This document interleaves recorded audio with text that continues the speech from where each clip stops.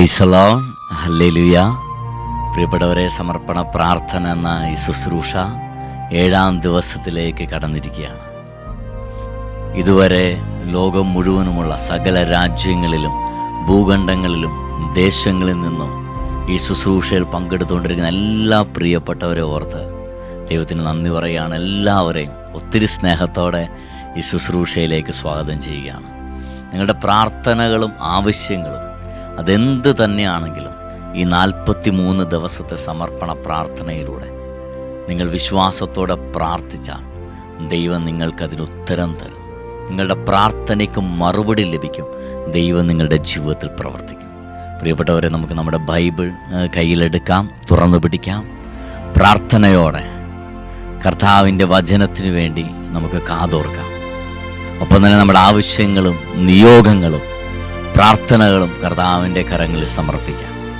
ദൈവം പ്രവർത്തിക്കുന്ന അത്ഭുതങ്ങളുടെ സമയമാണ്. ജീസസ്. മഞ്ഞും മഴയും പൊള്ളുന്ന വെയിലും എല്ലാം നാഥന്റെ സമ്മാനമാ. പ്രിയപ്പെട്ടവരെ, നമ്മുടെ ജീവിതത്തിൽ ദൈവത്തിന് പ്രവർത്തിക്കാതിരിക്കാൻ കഴിയില്ല. മഞ്ഞും മഴയും പൊള്ളുന്ന വെയിലും എല്ലാം നാഥന്റെ സമ്മാനമാ. എൻ ജീവിതത്തിനു നന്നായി വരാനായി എൻ പേർക്കു താതൻ ഒരുക്കുന്നതാ. എൻ ജീവിതത്തിനു നന്നായി വരാനായി എൻ പേർക്കു താതൻ ഒരുക്കുന്നതാ.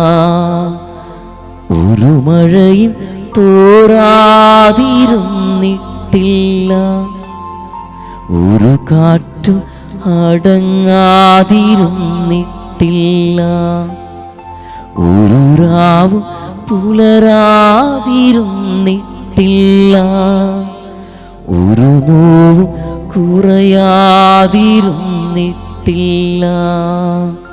തിരമാലയിൽ ഈ ചെറുതോണിയിൽ, തിരമാലയിൽ ഈ ചെറുതോണിയിൽ അമരത്തിനരികെ അവനുള്ളതാ. ഒരു മഴയും തോരാതിരുന്നിട്ടില്ല, ഒരു കാറ്റും അടങ്ങാതിരുന്നിട്ടില്ല, ഒരു രാവും പുലരാതിരുന്നിട്ടില്ല, ഒരു നോവും കുറയാതിരുന്നിട്ടില്ല. അതേ പ്രിയപ്പെട്ടവരെ, ഈ ലോകത്തിൽ ഇന്നേ വരെ പെയ്തിറങ്ങിയ ഒരു മഴയും തോരാതിരുന്നിട്ടില്ല. ഈ ലോകത്തിൽ ഇന്നേ വരെ വീശിയടിച്ചിട്ടുള്ള ഒരു കാറ്റും അടങ്ങാതിരുന്നിട്ടില്ല. ഈ ലോകത്തിൽ ഇന്നേ വരെ ഉണ്ടായിട്ടുള്ള ഒരു ദുഃഖവും മാറാതിരുന്നിട്ടില്ല. നമ്മുടെ ജീവിതത്തിൽ ഒരു ദുഃഖമുണ്ടെങ്കിൽ, ഒരു വേദനയുണ്ടെങ്കിൽ, കഷ്ടപ്പാടും പ്രയാസങ്ങളും ദുരിതങ്ങളും ഉണ്ടെങ്കിൽ, പ്രിയപ്പെട്ടവരെ, അതിനുശേഷം ഒരു അനുഗ്രഹമുണ്ട്. ഒരു രാത്രിക്ക് ഒരു പകലുണ്ട്, ഒരു അസ്തമയത്തിന് ഒരു ഉദയമുണ്ട്. എങ്കിൽ നിങ്ങളുടെ ദുഃഖത്തിന് ഒരു സന്തോഷമുണ്ട്. Praise the Lord, hallelujah. അതുകൊണ്ട് കർത്താവിൻ്റെ മുൻപിൽ സ്നേഹത്തോടെ ആയിരിക്കുക.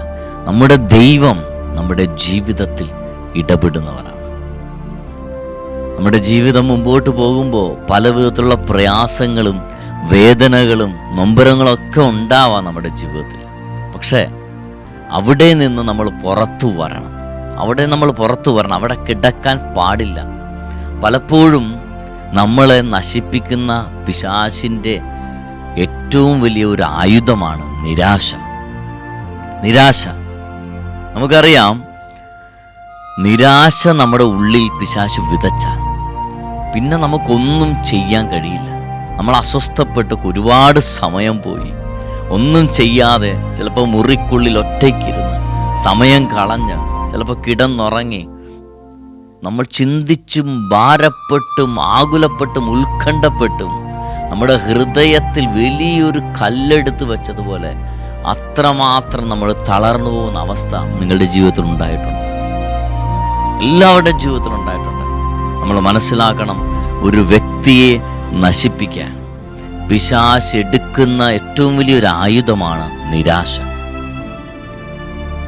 നമ്മളോട് പറയും, അതങ്ങനെ സംഭവിക്കും, ഇത് നടക്കില്ല, നിനക്ക് ഉയരാൻ പറ്റില്ല, നീ പരാജയപ്പെട്ടു പോകും, നിന്നെക്കുറിച്ച് മറ്റുള്ളവർ പറയുന്നത് കേട്ടില്ലേ, നിനക്കൊരു വിലയുമില്ല, എന്തിനാണ് ജീവിക്കുന്നത്, നിനക്കൊരു കഴിവില്ല, എല്ലാം നിർത്തിക്കൂടെ. ഇങ്ങനെ നിരാശയുടെ ചിന്ത പിശാച് തന്നുകൊണ്ടേയിരിക്കും. ആ സമയങ്ങളിൽ നമുക്ക് എന്ത് ചെയ്യണമെന്ന് അറിയാതെ നമ്മൾ പെട്ടുപോകും. ഒരിക്കൽ ഒരമ്മ എന്നോട് പറഞ്ഞൊരു കാര്യം ഞാൻ ഓർക്കുകയാണ്. ബ്രദറെ, 40 വർഷമായിട്ട് ഇന്നും എൻ്റെ ജീവിതത്തിൽ ദുഃഖവെള്ളിയാണ്. എനിക്ക് ആദ്യം കാര്യം മനസ്സിലായില്ല. എന്നുവെച്ചാൽ അതെന്താണ് അമ്മ അങ്ങനെ പറയുന്നത്?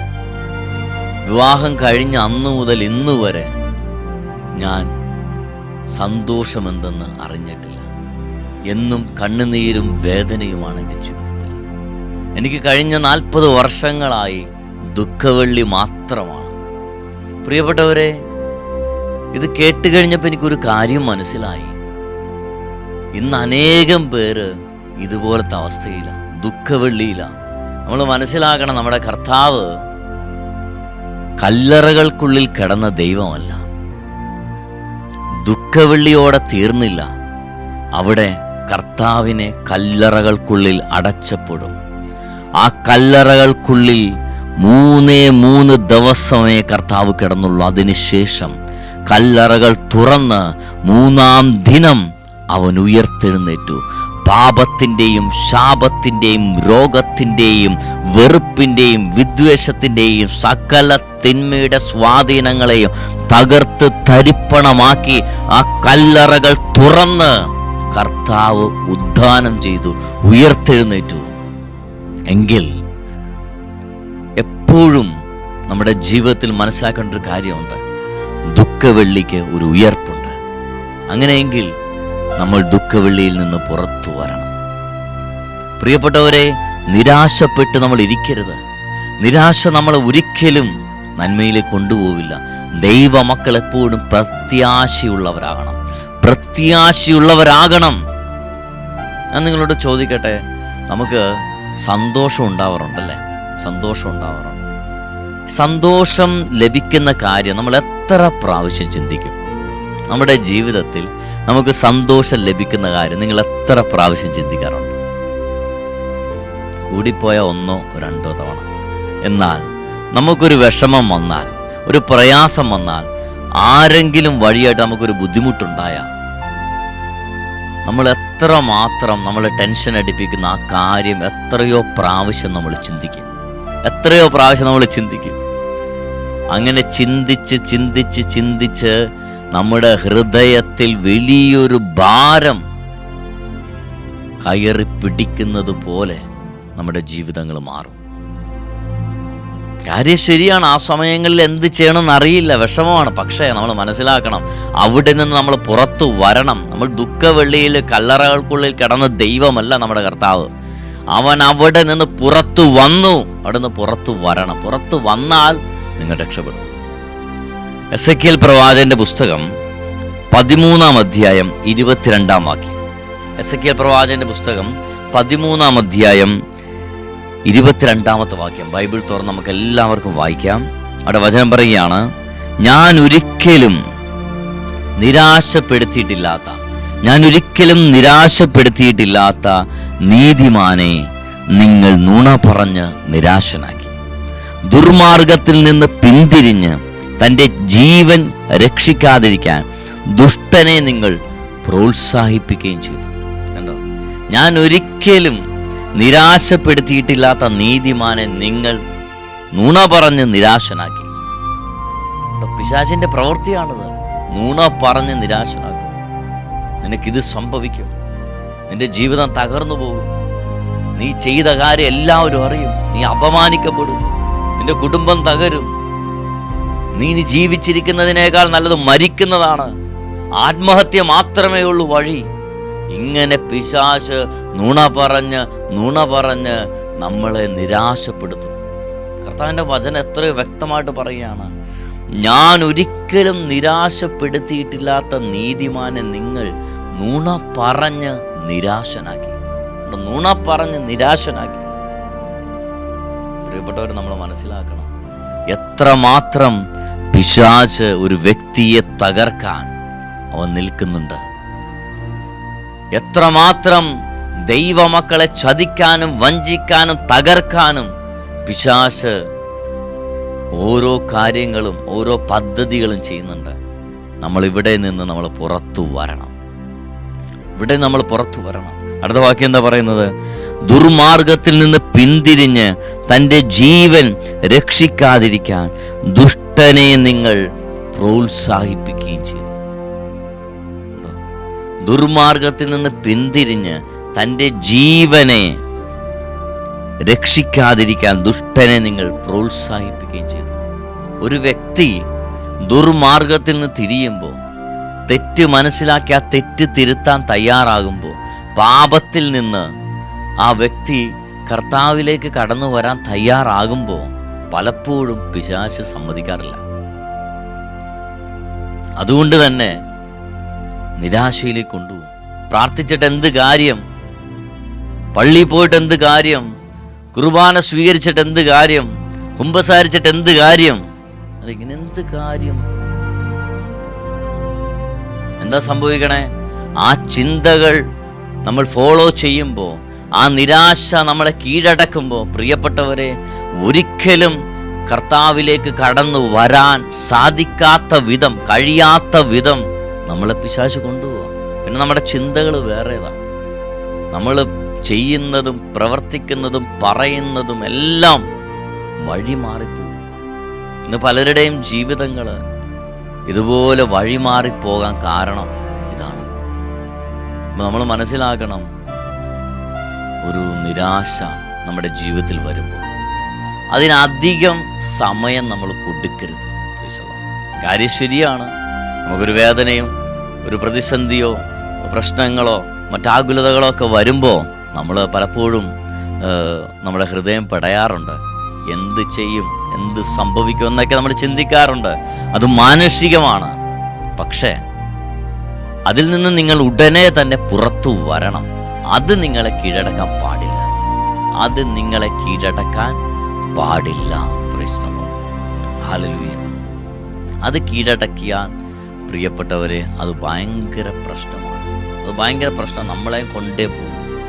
നമുക്കറിയാം, ആബേലും കായേലും അവർ രണ്ടുപേരും സമർപ്പണം നടത്തിയവരാണ്. ആബേലിൻ്റെ സമർപ്പണം ദൈവം സ്വീകരിച്ചു, കായേലിൻ്റെ സമർപ്പണം സ്വീകരിച്ചില്ല.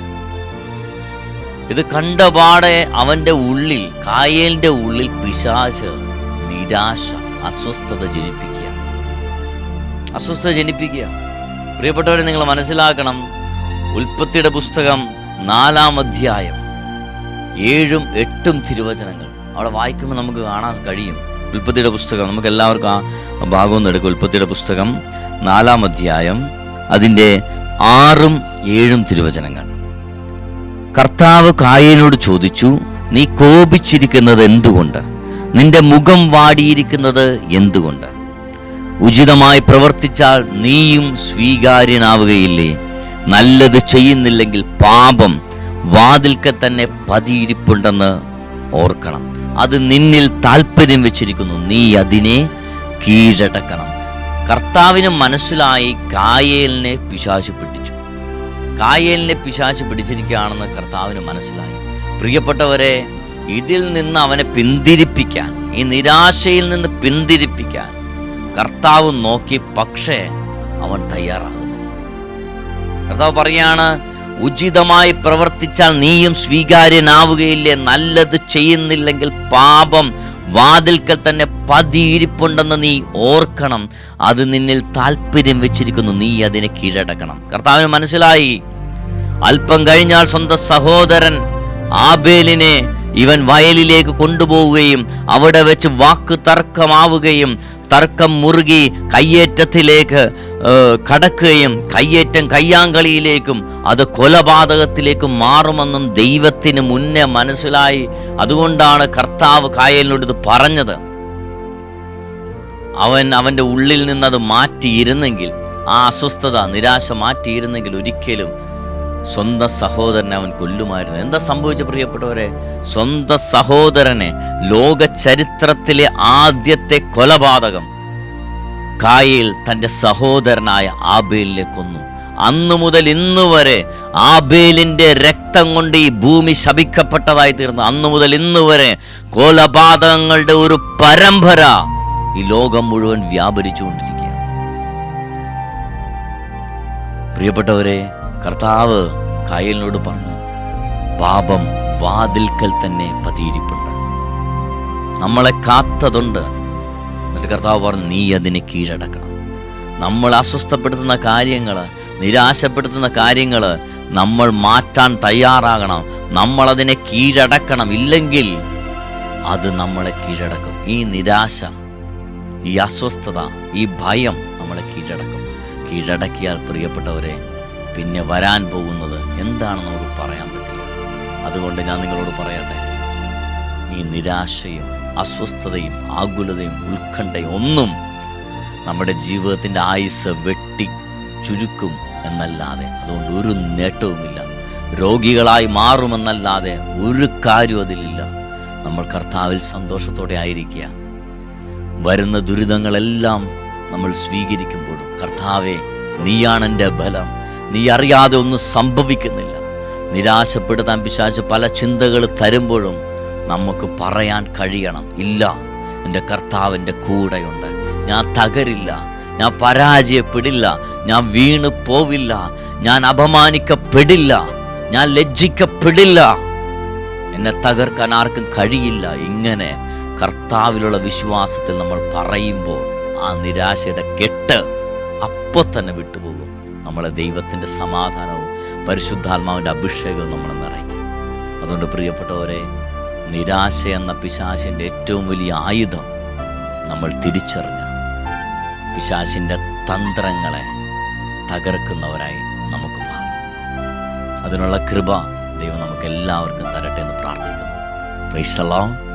പ്രിയപ്പെട്ടവരെ, ലോകത്തിൻ്റെ നാനാഭാഗങ്ങളിലും ദേശങ്ങളിലും രാജ്യങ്ങളിലും ഭൂഖണ്ഡങ്ങളിലും ലോകത്തിൻ്റെ ഒരറ്റം മുതൽ മറ്റേ അറ്റം വരെ ഉള്ള സകല ദൈവജനങ്ങളും പങ്കെടുത്തുകൊണ്ടിരിക്കുന്ന ഈ ശുശ്രൂഷ ഓർത്ത് കർത്താവിന് നന്ദി പറയുകയാണ്. എല്ലാവർക്കും വേണ്ടി ഈ സമയങ്ങൾ പ്രാർത്ഥിക്കണം. എല്ലാവരുടെ ആവശ്യങ്ങളും പ്രാർത്ഥനകളും നിയോഗങ്ങളും കർത്താവിൻ്റെ കരങ്ങളിൽ കൊടുത്ത് ഈ സമയം പ്രാർത്ഥിക്കുകയാണ്. പൊന്നു കർത്താവേ, എല്ലാ പ്രിയപ്പെട്ട മക്കളെയും, പ്രത്യേകിച്ച് ഇന്നത്തെ സമർപ്പണ പ്രാർത്ഥനയിലേക്ക് കടന്നു വന്ന എല്ലാവരെയും ഓർത്ത് അങ്ങയുടെ കരങ്ങളിൽ നന്ദിയോടെ സ്തുതിക്കുന്നു. പ്രിയപ്പെട്ടവരുടെ ആവശ്യങ്ങളെ, നിയോഗങ്ങളെ അങ്ങ് ഏറ്റെടുക്കണം, അങ്ങ് നടത്തി കൊടുക്കണമേ. ഈ 43 ദിവസത്തെ സമർപ്പണ പ്രാർത്ഥനയിലൂടെ ഇവർ കർത്താവിനെ അറിയാനിടയാകട്ടെ. കർത്താവിയുടെ ജീവിതത്തിൽ ഇടപെടുന്നത് വഴി, പ്രവർത്തിക്കുന്നത് വഴി ഇവർ കർത്താവിന് സ്വന്തമായി മാറട്ടെ, കർത്താവിൻ്റെ പ്രിയപ്പെട്ടവരായി മാറട്ടെ, കർത്താവിനെ മഹത്വപ്പെടുത്തുന്ന ജീവിതങ്ങളായി ഇവർ മാറട്ടെ എന്ന് പ്രാർത്ഥിക്കുന്നു.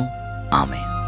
പ്രിയപ്പെട്ടവരെ, ഈ ശുശ്രൂഷ ഒത്തിരി അനുഗ്രഹമായി മാറിക്കൊണ്ടിരിക്കുകയാണ്.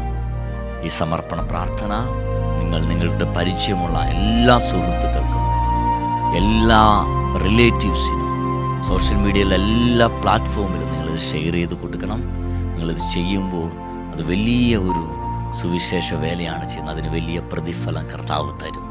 ഈ ശുശ്രൂഷ ലോകം മുഴുവൻ എത്തിക്കാൻ നമ്മൾ ഒരുമിച്ച് പ്രാർത്ഥിക്കുകയാണ്, പ്രവർത്തിക്കുകയാണ്. സമർപ്പണ പ്രാർത്ഥന എന്ന ഈ ശുശ്രൂഷ ലോകത്തെ തലകീഴ്മേൽ മറിക്കുന്നൊരു ശുശ്രൂഷയായി മാറ്റപ്പെട്ടുകൊണ്ടിരിക്കുകയാണ്. അനേകരുടെ ജീവിതങ്ങളിൽ ദൈവം ഇടപെട്ടുകൊണ്ടിരിക്കുകയാണ്. പ്രിയപ്പെട്ടവരെ, അതുകൊണ്ട് എല്ലാവരിലേക്കും നിങ്ങളിത് ഷെയർ ചെയ്ത് എത്തിക്കുക. കർത്താവിൻ്റെ വലിയ അഭിഷേകം നിങ്ങളുടെ മേലുണ്ടാവും. ഇന്നത്തെ ശുശ്രൂഷ ഓർത്ത് ദൈവത്തിന് നന്ദി പറയാം. വീണ്ടും നമ്മൾ നാളെ പുതിയ ശുശ്രൂഷയുമായി വീണ്ടും നമ്മൾ കാണും. അതുവരെ കർത്താവിൻ്റെ കരങ്ങളിൽ നമുക്ക് സുരക്ഷിതരായിരിക്കാം. കർത്താവിൻ്റെ എല്ലാ അനുഗ്രഹങ്ങളും കൃപയും നമുക്ക് ഉണ്ടാവട്ടെ എന്ന് പ്രാർത്ഥിക്കുന്നു. കർത്താവ് നമ്മളെല്ലാവരും സമൃദ്ധമായി അനുഗ്രഹിക്കട്ടെ. ആമേൻ.